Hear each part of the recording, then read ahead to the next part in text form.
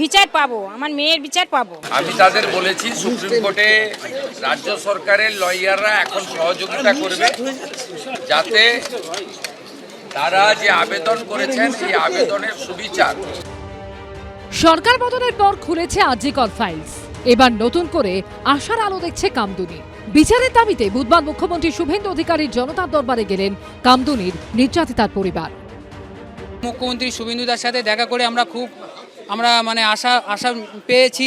আগের সরকার যেভাবে কেসটাকে চাপা দিয়ে রেখেছিল সুপ্রিম কোর্টে, যাতে না চলে ওঠে, আমরা সেটা করব না। আমি যে গাফিলতিগুলো সিআইডি ছিল, আমি যেটা লিখেছি 11খানা পয়েন্ট, আইন হোক ইনকাউন্টার। কামদুনি নিয়ে তো আমার স্ট্যান্ড আগে থেকে বলা আছে।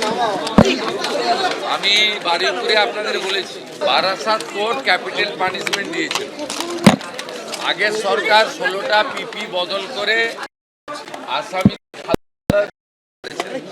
মামলা সুপ্রিম কোর্টে বিচারাধীন। সুপ্রিম কোর্টের আইনি লড়াইতে রাজ্য সরকারের ভূমিকা, যারা ধর্ষণ করে খুন করেছে বারাসাতের ছাত্রীকে, তাদের পক্ষে থাকবে, এটা আমি মুখ্যমন্ত্রী হিসেবে বলে দিয়ে গেলাম। সেই ধরনের অ্যাডভাইস বা ডাইরেকশন আমাদের স্ট্যান্ডিং কাউন্সিলকে অলরেডি দেওয়া হয়েছে। 2013 সালের 7ই জুন কামদুনি কাণ্ড নাড়িয়ে দিয়েছিল গোটা রাজ্যকে। গণধর্ষণের পর খুন করে পাঁচিলে ঘেরা ফাঁকা জমিতে ফেলে রাখা হয়েছিল কামদুনির বাসিন্দা এক কলেজ ছাত্রীর মৃতদেহ। ঘটনার তদন্ত ভার যায় সিআইডির হাতে। পরবর্তীকালে ব্যাংশাল আদালত 3 জনকে মৃত্যুদণ্ড ও 3 জনকে যাবজ্জীবন কারাদণ্ডের সাজা শোনায়। এরপর 2023-এর 6ই অক্টোবর কামদুনি কাণ্ডে 3 দোষী সাব্যস্তের ফাঁসির সাজা রদ করে কলকাতা হাইকোর্ট। 2 দোষীর যাবজ্জীবন কারাদণ্ডের নির্দেশ দেয় ও 4 জনকে খালাস করে হাইকোর্ট। কলেজ ছাত্রীর মর্মান্তিক পরিণতির পিছনে যারা, তাদের চরম শাস্তি চেয়ে এখনো সরব কামদুনির প্রতিবাদীরা। আমরা বিচার পাইনি। আমরা বর্তমান সরকারের কাছে এটাই চাই যে আমরা বিচারটুকু যেন পাই, সেটা যেন মাননীয় মুখ্যমন্ত্রী নিজের মনিটরিংয়ে বিষয়টা দেখেন। মুখ্যমন্ত্রীর আশ্বাসের পর নতুন করে আশায় বুক বাঁধছে কামদুনির নির্যাতিতার পরিবার। শিবাশিস মৌলিকের রিপোর্ট, এবিপি আনন্দ, কলকাতা। তৃণমূল কংগ্রেস দ্বারা নিঃশ্বাস বন্ধ হয়ে যাচ্ছে।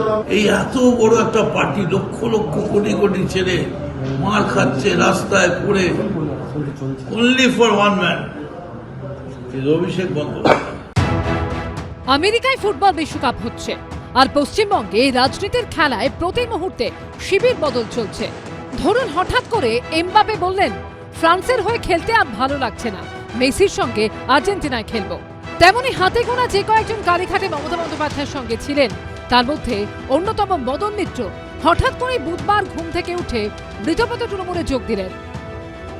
অনুব্রত মণ্ডল যদি R9 হন, মদন দা হচ্ছেন আমাদের রোনাল্ডিনো। মঙ্গলবার জানা গেল পুরনিয়োগ দুর্নীতি মামলায় মদন মিত্র স্ত্রী ও 2 ছেলেকে তলব করেছে ইডি। বুধবার তিনি কালীঘাট তৃণমূল ছেড়ে মৃতপ্রায় তৃণমূলে যোগ দিলেন। জীবন মরণ সাঁকোর সামনে, বয়স এখন দাঁড়িয়ে, এখন তোমায় বুঝতে হবে কি হবে আর কি হবে না, কোন সাঁকোটা পাড়া পারে, কোন সাঁকোটা পার হবে না। 21শে জুলাইয়ের আগে আরও নিঃস্ব মমতা বন্দ্যোপাধ্যায়। তার একদা বড় বড় প্লেয়াররা চোখের সামনে দিয়ে অন্য দলে চলে যাচ্ছেন, আর একসময় অন্য দল ভাঙিয়ে প্লেয়ার আনতে পটু মমতা বন্দ্যোপাধ্যায় বসে বসে তা দেখছেন। কিন্তু করার কিছু নেই, কারণ এখন আর তার হাতে ক্ষমতা নেই, পুলিশ নেই, প্রশাসন নেই। তাই এখন তিনি দেখছেন আর অন্যরা খেলছে। ও লাভলি মদন মিত্র, রঙিন চরিত্র। মদন মিত্র মানে রং।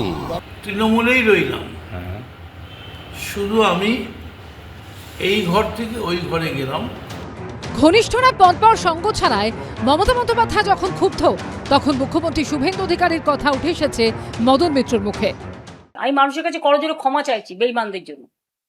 আমাদের সিম্বলে তাদের আপনারা জিতিয়েছে।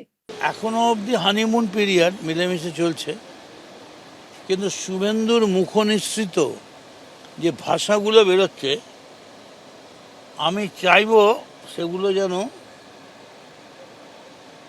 পুরোপুরি